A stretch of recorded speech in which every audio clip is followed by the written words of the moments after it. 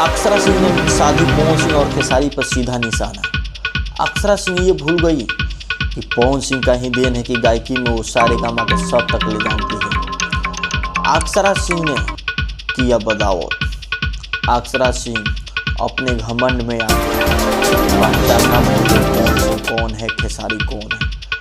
अक्षरा सिंह को शायद ये नहीं पता कि अक्षरा सिंह ने फर्स्ट फिल्म खेसारी के साथ ही की थी और बाद में पवन सिंह के साथ बहुत अच्छा जोड़ी रहा अक्षरा सिंह का।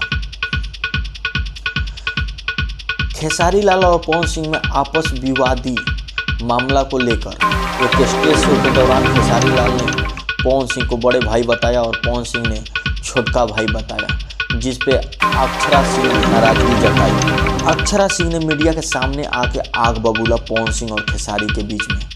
आइए सीधे लेकर चलते हैं अक्षरा सिंह के पास। देखिए एक बार खिया लेकर कर दीजिए, एक दूसरे की माँ बहन कर दीजिए, उसके बाद फिर बोलिए कि सॉरी भैया, सॉरी भाई, तो मेरा छोटा भाई तो मेरा बड़का भाई। देख सकते हैं आप अक्षरा सिंह ने खेसारी लाल यादव और पवन सिंह पर कितना बड़ा आरोप लगाया।